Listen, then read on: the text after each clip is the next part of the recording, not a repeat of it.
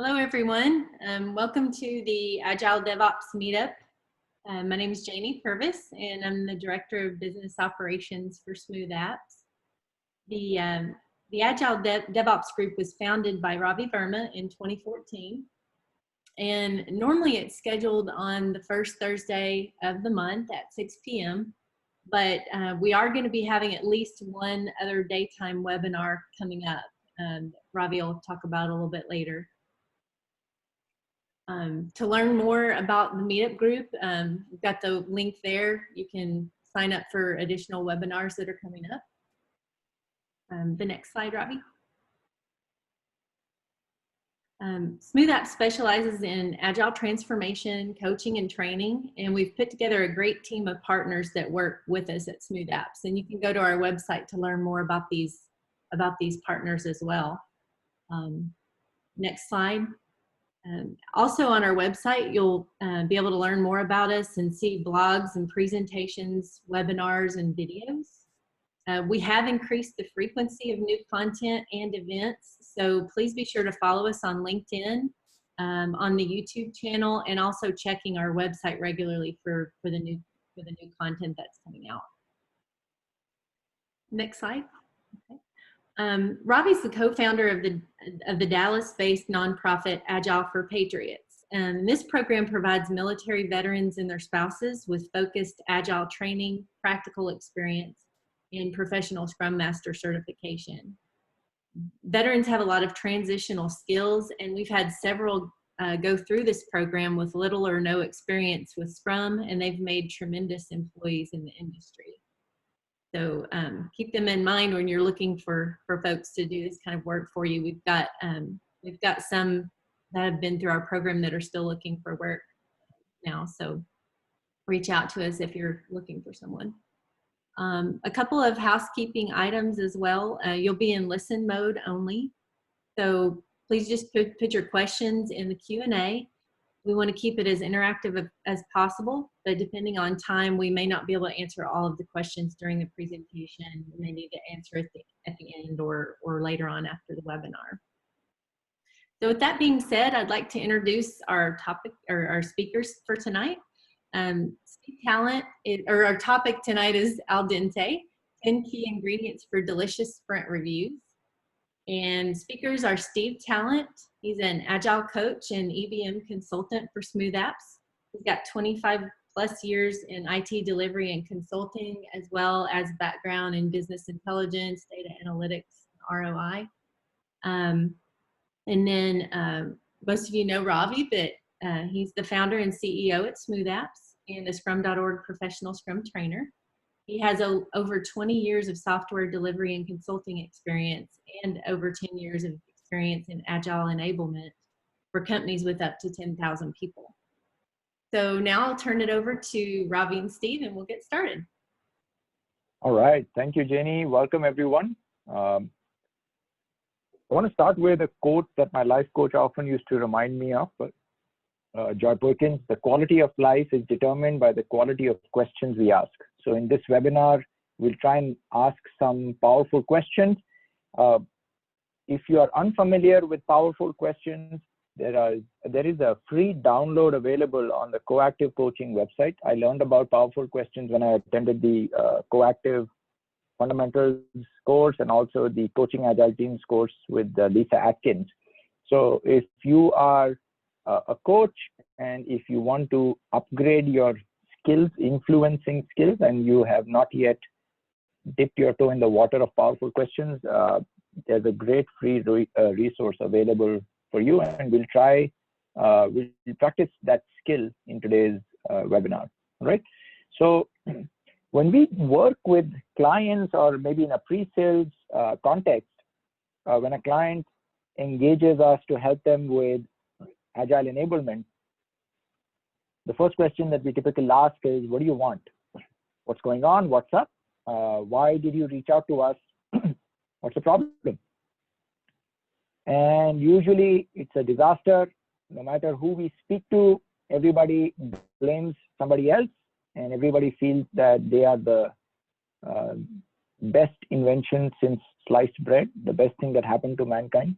and everyone else, every other department, every other manager, every other individual contributor is screwed up. So very common occurrence. We said, okay, what do you want us to do about it? And the answer is be the hammer of Thor. Agile is a loser management system. If you want to learn more about it, you can watch one of our most popular videos, which is on YouTube, 4 Signs You Are Too Modern for Agile. So this is where Steve and I and other SmoothApps Agile coaches say, well, thank you, but no thank you. That's not what we're going to do. That's not the kind of business we are in. But what we can do is maybe we can use Scrum to enable individuals and interactions, right? The right people having the right interactions. And one of the most powerful events in Scrum is the sprint review.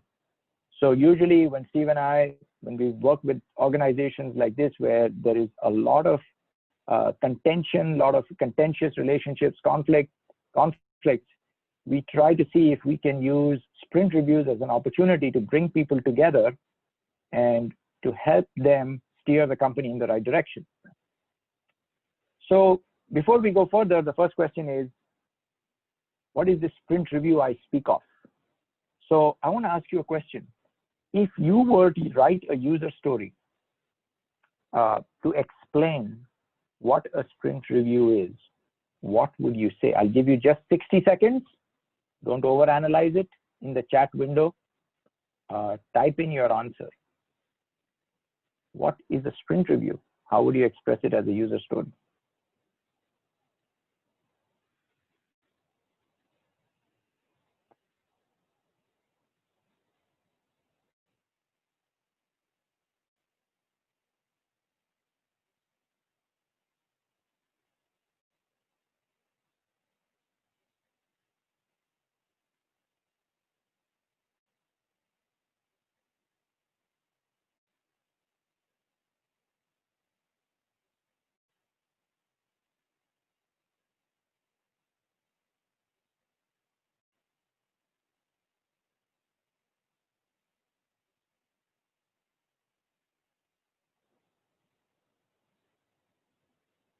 All right. So one answer is, we've got a whole bunch of answers. Mike says, an inspection of the increment and the product backlog. Shari said, as a team lead, I want the sprint review to help me continuously improve. As a PO, Red says, I want a sprint review to help me with feedback from my customers so that I can ensure we're delivering something they need. Matt says, demonstrate value added to the customer and gain the confidence of stakeholders. Steve, as a team, I want the sprint review to help me work better so we can deliver more value. Mark says, learn what we did well and need to improve in the current increment. Shari said, so we can deliver more quality products on time. Laurie, understand value delivered so we can inspect and adapt the product backlog. And as a PO, I want to see a demo, Niranjan, of all the stories which are completed as part of the sprint goal. Subhash said, transparent view, review to inspect and then adapt. All right. These are fantastic answers. Synthesizing these answers. So as a product owner, I want to crowdsource the wisdom of stakeholders, learn from the past, understand the present, change the future. And the way I do it is I adapt the product backlog, as Laurie was saying. So I inspect the increment, or we inspect the increment, we inspect the marketplace, and based on what's going on in the market, based on our feedback on the increment, together we figure out where do we go from here. And that feedback goes immediately into the sprint planning that's about to happen next, and also in backlog refinement. All right, so that's the why. The why is important for us as we think about sprint reviews. All right, so we organize a sprint review, but the problem is, first sprint review, only the worker bees show up. So only the members of the Scrum team show up, and they are frustrated. So they ask Steve and I, Ravi, what's the point of having a sprint review if we are talking to ourselves? We already know what we delivered. So what's the point? Why do we waste time? So then Steve and I start thinking, that's a good point. Why is it that nobody showed up from business? Business is the most important part of the organization. And very often what happens is sprint review calendar invite is coming from somebody in IT, probably a Scrum Master. And many companies that engage us, maybe we're working with the wrong companies or we're attracting the wrong companies. Business has a very low opinion of IT and vice versa. So if someone in the business side gets an invite from somebody on IT, like buzz off. It's almost like a phishing mail. Delete. There's a rule to block all emails, calendar invites from IT. They won't even decline the invite, right? So what do? We got to figure out who is the right host to get the right stakeholders to participate, to engage, right? So the first ingredient for a tasty sprint review, we ask the product owner to be the MC, we ask the product owner to be the host, and if the product owner, to the extent that the product owner is a respected member of the business community and has the trust of the stakeholders and has good relationships with the stakeholders, then chances are an invitation with from the product owner's mailbox, followed up with some one-on-one, begging, pleading, cajoling, is more likely to get attendees than if the invite were from an IT Scrum Master or someone from IT. All right. So that's adjustment number one. Okay, go back. That's the hypothesis. If the invite comes from the business side, PO, we'll have more attendees. Sadly, take two is more of the same. We just have the worker bees. Again, they're frustrated. So we start wondering, what's going on? So we've got to get the right people asking the right questions at the right time. So who are the most important guests? We need the C-suite inside the sprint review. If we don't have the right people, it's just a waste of time. We need people who have the power to make decisions on the spot instead of kicking the can down the road, right? So we start inviting the executives. Executives are busy. We try and align with their schedule. Take three. Executives didn't show up. Now what? Why did the executives not show up? It turns out that the executives are getting all of their needs answered or addressed, or the needs catered to in some other events. So there is the steering committee meeting going on, and the executives get to show up at the steering committee review, and they get all of their questions answered. So why would they waste their time attending a sprint review? So one suggestion that Steve and I gave to people is, look, if the executives are not going to come to the sprint review, why don't we take the sprint review to the executives? Let's gate crash the steering committee meeting, and let's modify the agenda of the steering committee meeting so it's a sprint review. And if using the word phrase sprint review is going to impede our ability to get feedback, fine. Don't call it sprint review, call it steering committee, but have it at the same cadence of the sprint review, right? So we tried that. Then what happened? This is take 4. We found out that in the sprint review, executives have fallen asleep. They are on their cell phone. They are distracted. We start figuring out what's going on.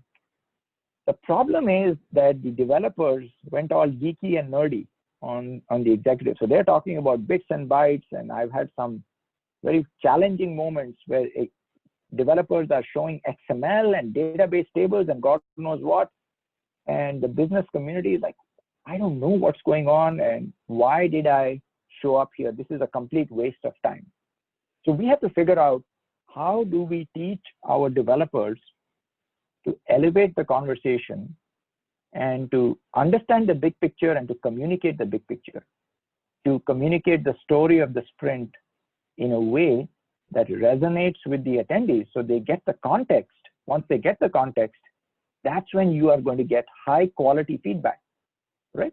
So we make that adjustment. So that's ingredient number 4 to cooking up a tasty sprint review, right? This is where we thought, Steve and I thought, it's going to be awesome, and we figured everything out. We got nothing but crickets. This is probably the wrong image for this continent. Maybe this is better. Crickets. Pin drop silence. No feedback. Steve and I are like wondering, what the heck just happened? We thought it was a really good sprint review, but we did not get one single comment. So silence is very, very ominous. It's kind of like my children. When my children are upstairs and they're silent, you know, something horrible is happening, right? One of my favorite comedians is a guy called Russell Peters, and one of his favorite shows is called Somebody Gonna Get Hurt. His dad used to say, somebody gonna get hurt. So in my house, when there is a lot of silence, I know somebody gonna get hurt. So it's the same in sprint reviews. If there's silence, you know somebody gonna get hurt. And sure enough, that's what happened. The sprint review got over, and Steve and I were like sending Slack messages. What the heck just happened, man? And it turns out that the stakeholders said nothing, not a peep from them in the sprint reviews. They go to their offices, and then the cell phones of all our VP level people in product delivery blows up because the C-suite is calling them and texting them. That was a disaster. What is wrong with you? So then later on, Steve and I found out what happened. We were wondering what's going on.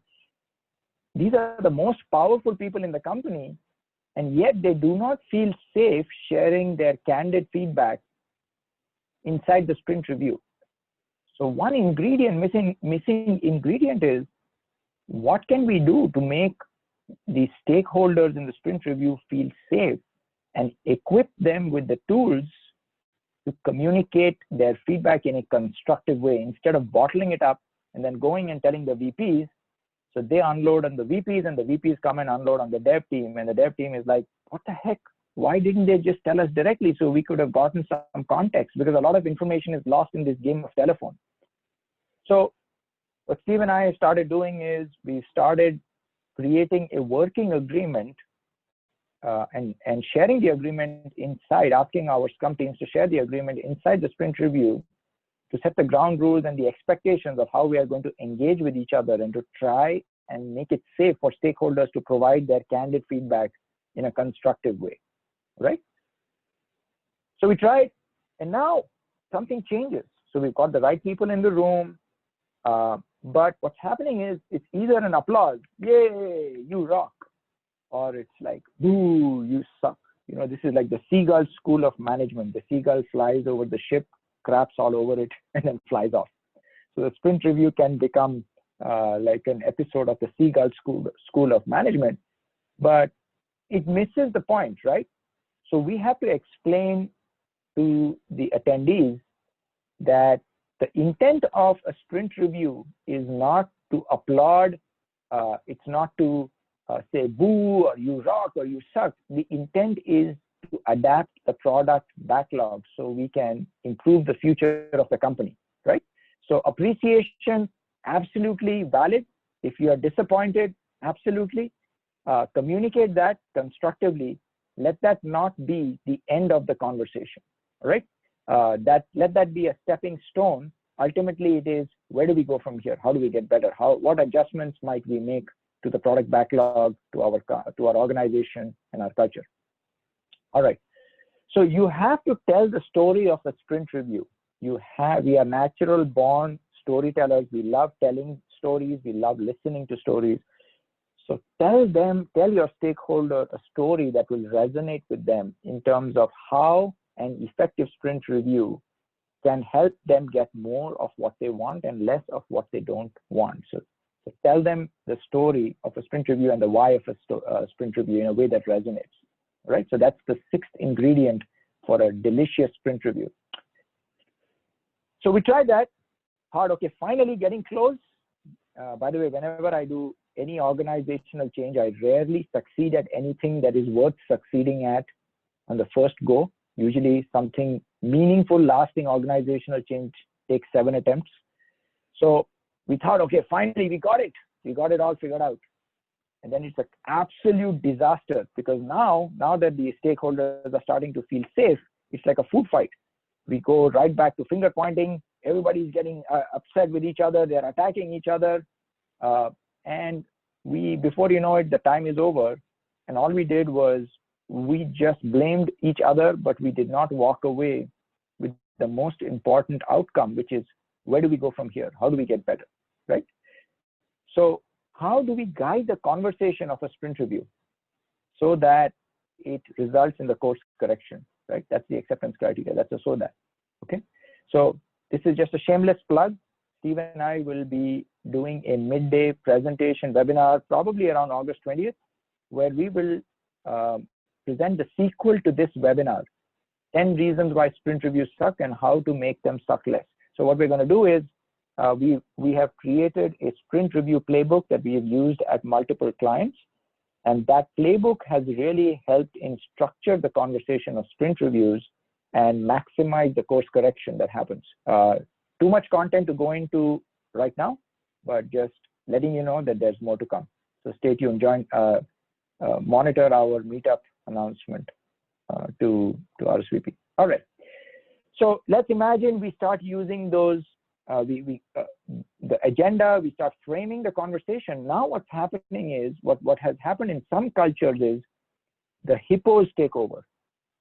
Does anybody know what a hippo is?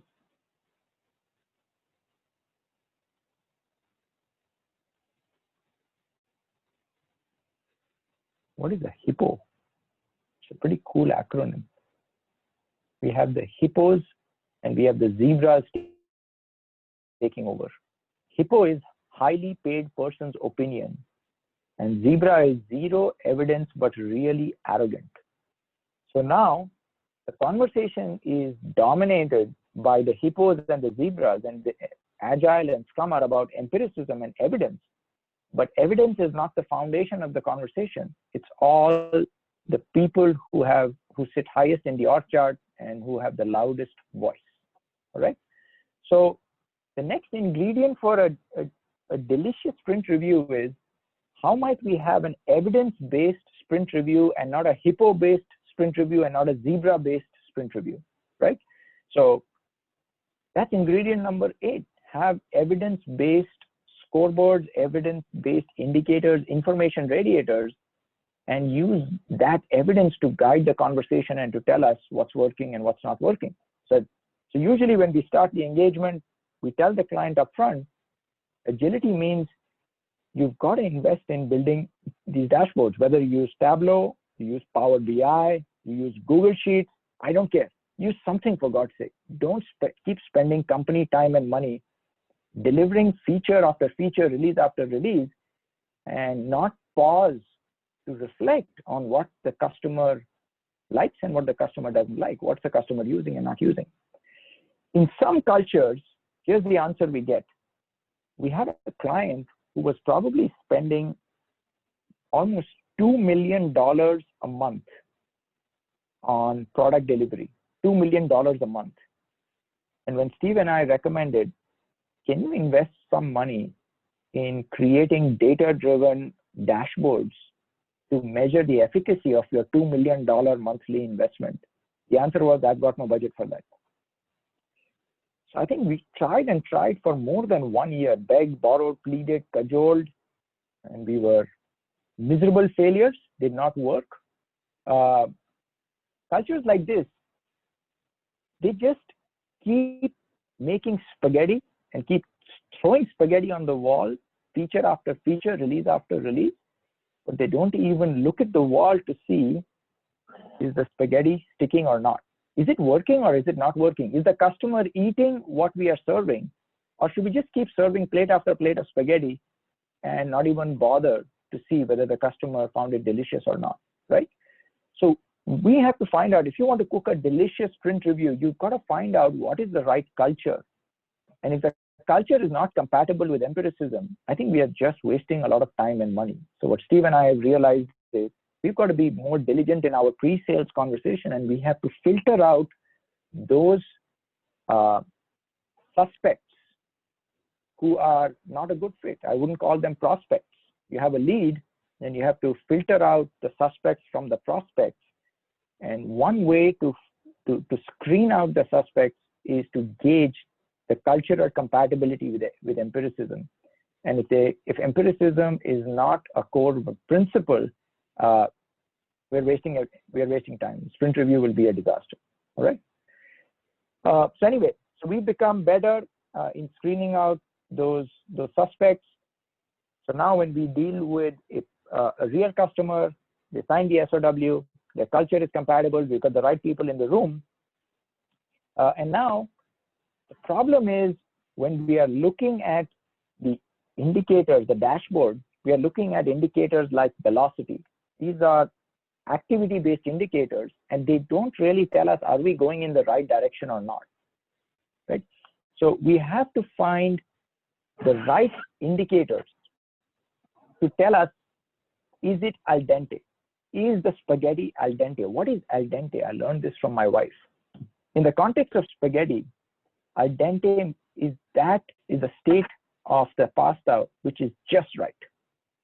So just like a chef is probably being very careful about, is the pasta just right before they cook it and they serve it, so too in agile value delivery, we need to be constantly inspecting our increment and our solutions to see, are they just right?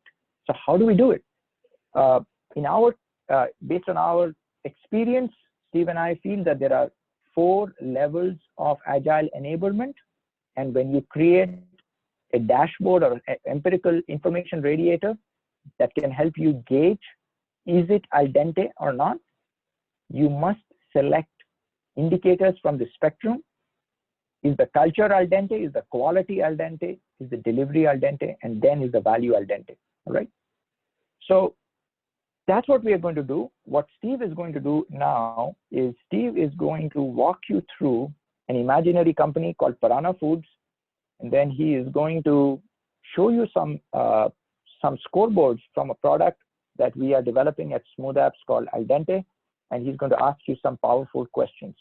So Steve, over to you. Thank you, Ravi. All right, I'm trying to share my screen. Oh, Ravi, you're going to have to unshare. Yep.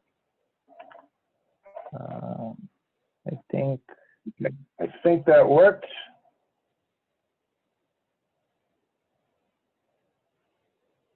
Does that work? Are you seeing my screen? Yep. We are seeing your PowerPoint slide. Yep, the slide. Yeah, now we see the show. Okay. Okay. All right. So as Ravi said, we're gonna talk about this what we call the pyramid a little bit more. But the concept is there are 4 different aspects, major groupings of the agility readiness and agility culture. And we're going to go through and talk about each of these, and we are putting together a set of a starter kit, if you will, of dashboards, charts, and metrics to help companies and help organizations get started with this process and trying to make it as easy as possible. So let's talk about the concepts behind that. So we have a fictitious company called PARANA Foods. And PARANA Foods is for super busy and our health conscious consumers who want groceries delivered without wasting time and without getting infected. So this is like one of several grocery delivery services that have sprung up recently. And I think everyone's probably used one of these recently. I know our family has used a couple of them, and we found some good ones and some bad ones. And we're going to talk a little bit about that process and a little bit about why there may be some good apps and some bad apps out there. So PARANA Foods is an app that delivers fresh groceries straight to your home. And unlike Instacart and some of the others, we won't employ anyone who will heartlessly replace your milk chocolate with dark chocolate. So that's the company that I want you to imagine now that you are an executive and you are sitting in a sprint review for PARANA Foods, and we're going to talk about our latest sprint and how that went. Okay. One of the things we want to show, and actually, although we start from the bottom in building the culture, we're going to start from the top in terms of our sprint review and in terms of the indicators that we're going to discuss and we're going to show to people. So we're going to start from the top with the execution, the business impact, and the value trends. Are we asking questions in our sprint reviews like how is the market responding to us? Not just how many points do we deliver this sprint, but how's the market responding to us? How much have we invested so far? How much value did that create? How do the actual costs and value compare to targets? What can we learn from these trends? What improvements are we promising to make as a team? What measurable impacts will we create? And finally, how would you like us to improve? And this is speaking to stakeholders. How would the stakeholders like for us to improve, and how will and can they help us? All right, we're going to do some, and you know, we have about half an hour left. We're going to do some real brief 1-minute workshops. And Robbie, you're gonna run the clock on these, right? Perfect. Yes. So I'm going to ask you some questions. I want you to think about the charts that you're seeing and just respond in the chat like you did before, and we'll get a few answers, and then we'll talk about our perspective on some of these things. All right. So the first one is, I would assume that most everyone has seen charts like these before. One of them is a budget chart, which is showing what our target budget spend was for the sprint and what our actual budget spent was. And in this one, we actually break it down between CapEx and OpEx, or if you will, between new feature development and existing defect fix. So that's a budget slide. A lot of people use that. I've seen that many times in a sprint review. Then we have a release forecast slide. How are we doing in terms of points? You know, what was our target number of points for the sprint? How many points do we deliver? What does that mean for the potential delivery of this release? So if we project that ratio over the next X number of sprints, what's the likelihood we're going to deliver all the points in this release on time? So most everyone has probably seen and or used these charts. I want to ask you, what are we missing by using these charts? If you look at the list of value questions on the left, and you look at these charts on the right, tell us what we're missing. And Robbie, you want to start the counter? I'll give you about a minute to put your thoughts in the chat room, and then we'll go on. Yes.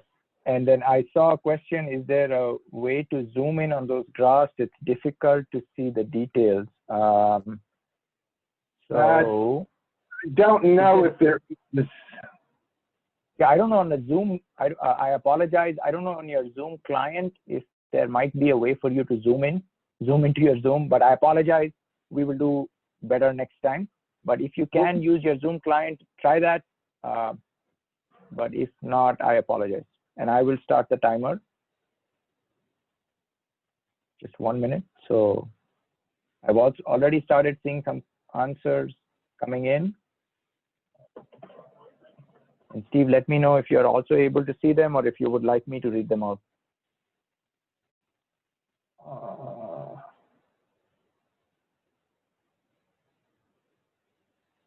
30 seconds.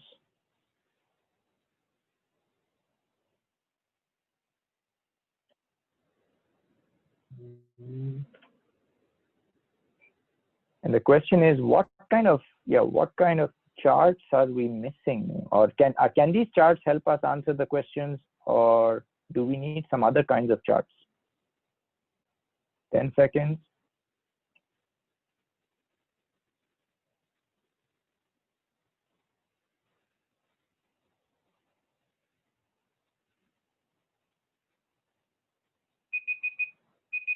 All right, time's up.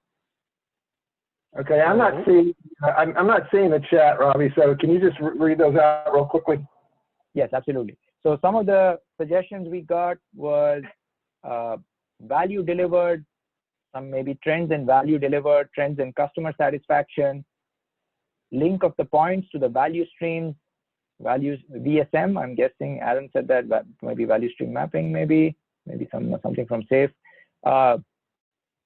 Ellen said customer usage. Are the customers using the features or app? Are customers coming back? Returning customers? How many dollars of customer money is spent?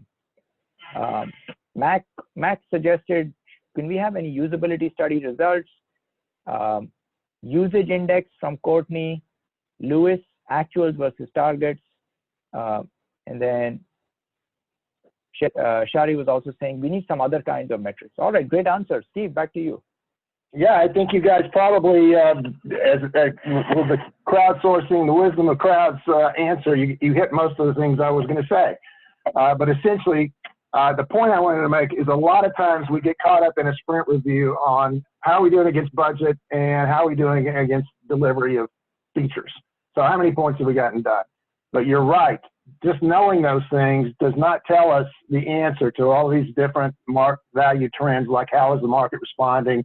And we can tell from the budget chart how much we've invested, but we have no idea how much value that's created. So we may have invested $1 million so far, and we may have created absolutely no value. We can't tell from what we see with these two charts. So let me start showing you some of the charts that we suggest might be valuable and might catch executives' attention and might be useful in drawing them into conversations and gaining their participation in the sprint reviews.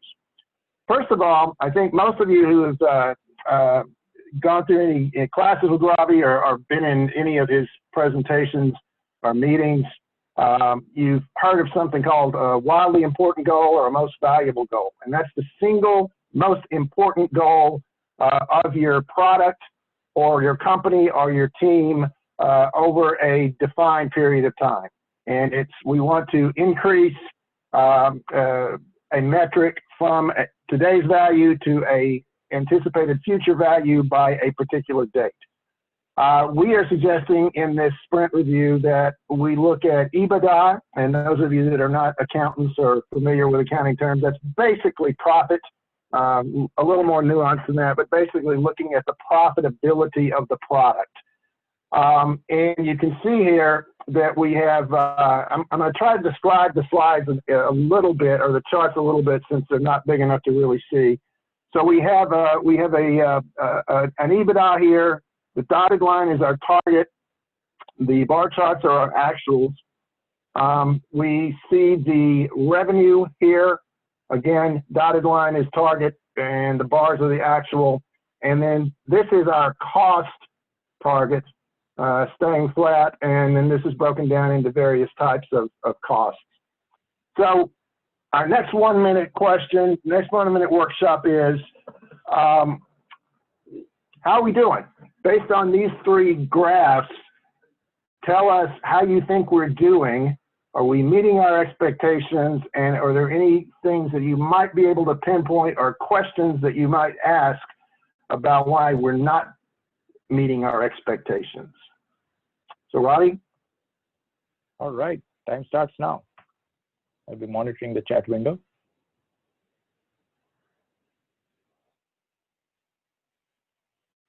Starting to see the answers come in.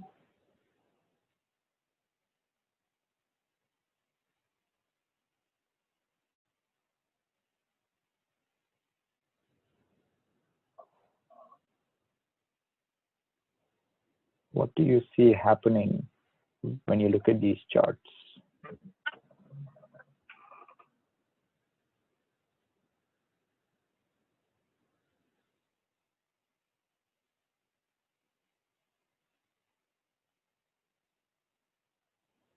Right, 15 seconds.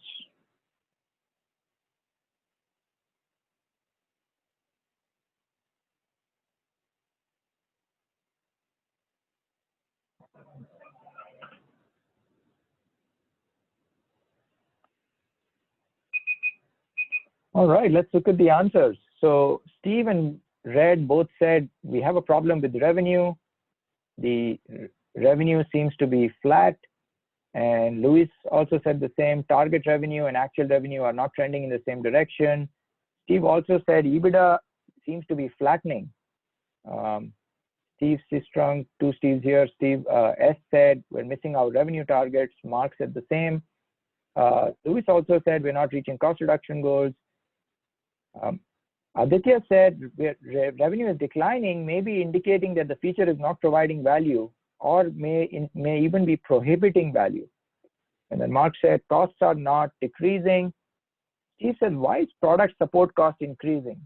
And Subhash said, well, I'm not really seeing any improvement in any of the parameters. So Steve, back to you. Okay, I think you guys, good crowd. You guys are picking out most of the pertinent points. The most important, cost is somewhat important in our scenario, and there are certainly areas that we can address on that. But the main thing is, well, first of all, EBITDA it inched up for a couple of sprints, not as much as our target as we expected it to. So it's below the target line, and then actually started declining. And it pretty much follows the path of revenue as well. So costs have more or less remained the same, but revenue has started to decline. And so obviously, if your revenues are declining and your costs are remaining the same, your profitability is starting to decline. All right, so that's the situation that's happening with PARANA Foods. And our executives, you know, we came up with this app, we came up with this service. We should be in an environment, and let's imagine we go back to about March, and we're having this sprint review, or let's say about May. So after after the social distancing and after the stay at home, and it's been going on for a couple of months, and we're talking to each other and we say, what's happening? We brought out this app. We know there's a demand for the service. I mean, people don't want to go to the grocery store. They're scared. They want the convenience of having it delivered to their house. Why are we not making a bundle of money off of this right now? So let's drill down and start looking at some other, we've been talking about value. Let's talk about a customer value. So we've talked about the business impact. Let's look at the customer value. And I'm going to show you 3 more suggested charts. And these are wallet share, cart size or contract value, and customer transactions. And give you a real brief rundown. Wallet share is what percentage of the business of the consumer's business are we getting? So if the consumer is averaging spending $300 or $400 a week on these type of services, how much of that are we getting? Cart size is the number of, well, that's pretty self-explanatory. When they do an order, how big is the order? And then customer transactions are, again, that's the number of orders in this case, I think, a given week. So we've got what percentage of the market are we capturing? How big are our orders on average, and how many transactions are we having per week? So workshop number 3, 60-second workshop. What are the questions you have looking at these 3 graphs and looking at the results here, and how might that help us start drilling down into what our issues are? All right. Steve, since we're running short of time, we have about 10 minutes left. I'll just make it 30 seconds if you don't mind. Yeah, let's just do 30 seconds. All right. All right, what do you guys see? We have transparency here, so let's apply the second pillar of empiricism, which is inspection. How does this actual reality compare with target reality? What's the gap?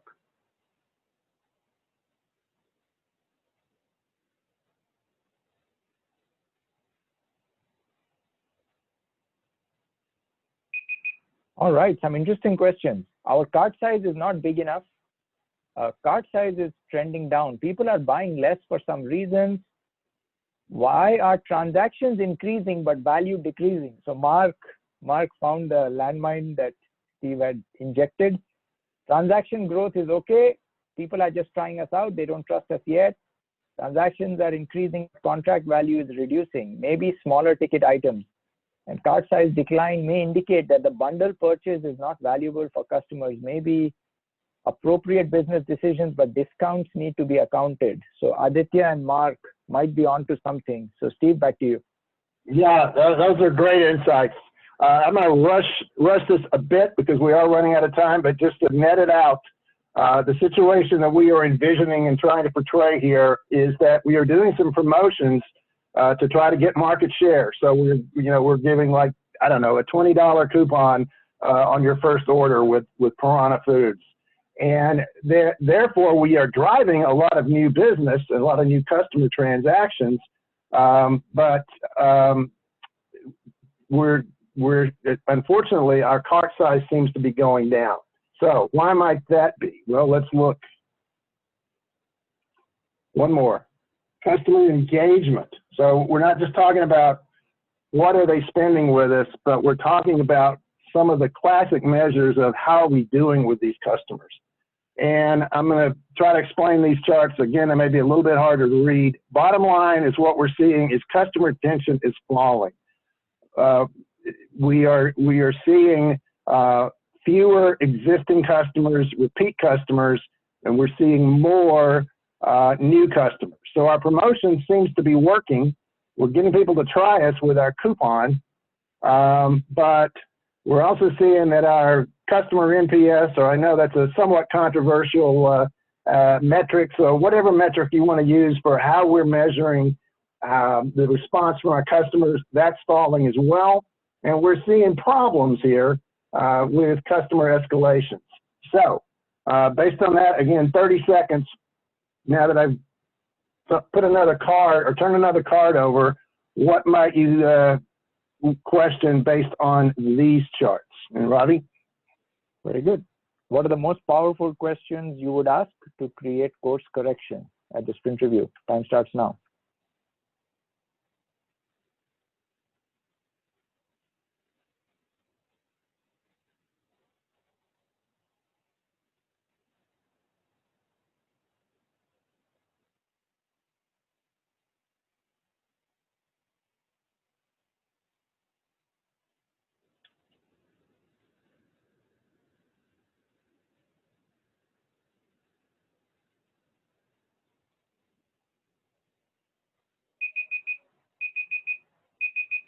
All right, some questions. What is going on with customer escalations?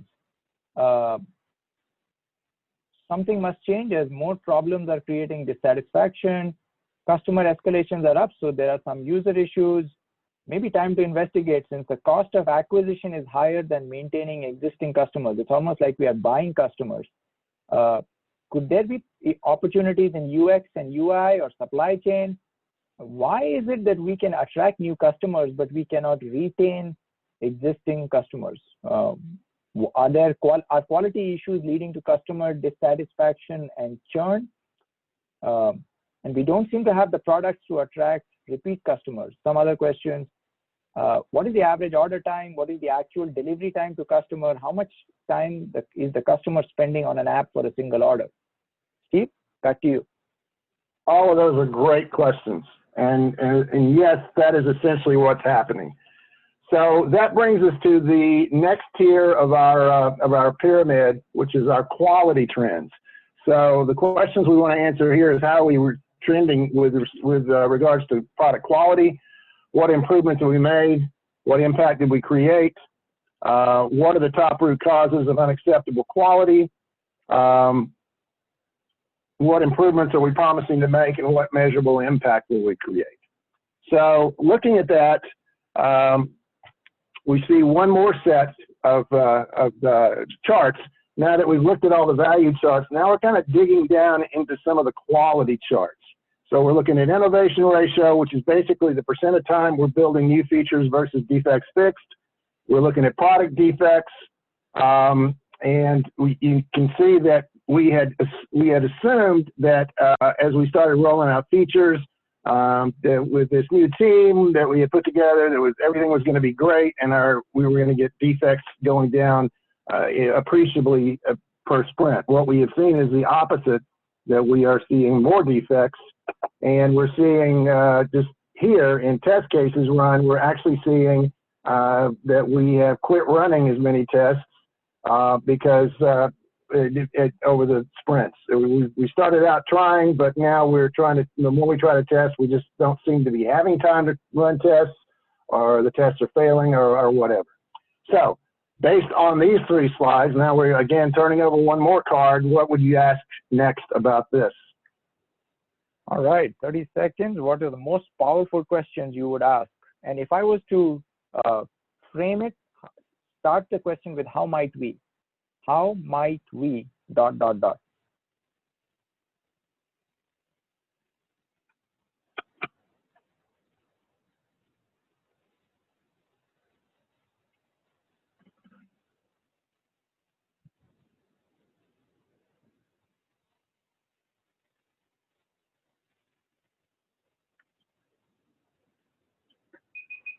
All right, lots of questions. Are the developers burning out? How is our employee retention? The company seems to have issues with quality. How might we measure judgmental quality? Aditya, I'm unfamiliar with that.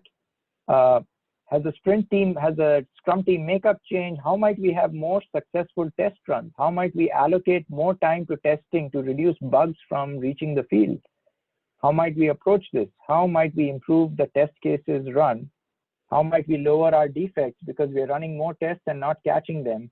And how might we change our culture to make tests important? How might we reduce the defect count with more successful testing? Are we pushing out too many features in an effort to capture the market? Very powerful questions. We've had real world clients where the customer said, stop delivering more features. You are hurting us. Make the features you already delivered work first before you deliver more crap to production. So lots of powerful questions. So Steve, back to you, maybe just 3 minutes to just touch upon the key points in the remaining slides. Okay, so let me just go through, we'll quit doing the workshops. I think you guys are getting the story that we're telling. Yes, the problem is product defects. The problem is a user interface. We get on, we go through, we do an order, and we get almost to the checkout screen and something goes wrong and it loses our order. Anybody ever had that happen to you online? Everybody has, right? It's the most frustrating thing you can imagine. Or for whatever reason, the order is not correct when it's delivered to us. Basically, defects in the product, defects in the app. Now, why is that? Then you can start looking at your delivery flow trends. And I'll just give you the Cliff Notes version of this real quickly because we're running out of time. Essentially, what you see here is that we put a bunch of things into the sprint. We start out with a lot of things in progress, keep going with a lot of things in progress. And what you notice as we go through day 4, day 5, we don't get anything acceptance ready until day 6. And we get very little, and then we get nothing done or prod ready until very late in the sprint. So essentially what we're trying to say here is what's happening is we've run into this situation where I'm sure you've all experienced where everybody's working. We, as Robbie likes to say, we keep starting things, but we never start finishing anything. So we need to stop starting and start finishing. What we'd like to do is start pulling some of this back where we have things ready for testing and then ready for acceptance early in the sprint, and we're doing it on shorter windows as opposed to piling everything into the last 2 days of the sprint and then trying to get everything out to meet our sprint goal. So that causes our cycle time to go up. It causes us to have a lot of work in process. And you can see another metric we have, the forecast team confidence. Everybody's real happy on day 1. By the time you're getting into day 7, 8, 9, everybody's starting to say, oh, no, there's no way we're making the sprint goal. And then the last set of slides that I will look, well, we also have the same set of slides for release flow, but we'll skip that because I think if you get the gist of the slides for sprint flow, it measures very closely along with release flow. But let's talk about culture trends. Here's another thing that we'd like to show in a sprint review. Not just client NPS, which we already talked about, but what's stakeholder NPS? How are our stakeholders feeling? Well, obviously they're not feeling good because they're seeing what's happening. Employees are not feeling good. Partners are not feeling good. And then the last thing is servant leadership, our foundation down here. What's happening? Well, we're seeing that impediments, we got some impediments. I don't know what those are, infrastructure impediments. I don't know if we don't have enough people to do certain things, but these impediments keep piling up. And the impediment age, the age of the impediments keeps getting longer and older, and the removal time keeps getting longer. So it may be pointing to the fact that we need servant leadership. We may need help from stakeholders, from executives, from managers, to come in and help the team get rid of whatever impediment is causing some of these issues. But as you see, and I'll just wrap it up, you can see going back from the very top, we start out talking about value metrics, we go into delivery metrics or quality metrics, and we go in and look at cultural metrics, and they all tell a story, and they all begin, it's like a blossoming flower where you begin to see things unfold and you see a consistent story going from the impact on the organization all the way down to how the culture of the organization is creating those impacts. So, Robbie, back to you. That's the PARANA food stories. Appreciate everyone's some great questions there. I appreciate your participation in these. All right, very good. Thank you, Steve. So I will try and take the share back. While I'm doing that, I want to ask you a question. What is the single biggest insight that you got from this conversation? And what's the biggest improvement that you will make to make your sprint reviews more delicious? Just 30 seconds. Biggest insight, biggest application. What's it going to be?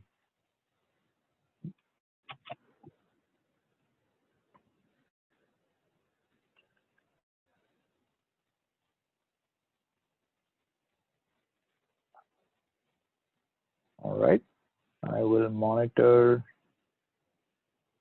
chat window. What is your biggest takeaway? How will you increase value for your organization based on this conversation? All right. Creating a stakeholder working agreement, integrating product information with business information to deliver value,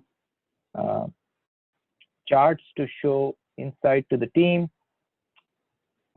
the pyramid, ask good questions, more awesome metrics, use data to drive outcomes, stakeholder NPS and employee NPS, create a stakeholder working agreement, and insight is working down, baiting the executives with what is important to get to what is important to you, provide more evidence-based information and charts, pyramid structure, culture, quality, value, delivery, value, and execution, and share customer feedback. All right, so friends, the only reason we do what we do is we want to improve our profession.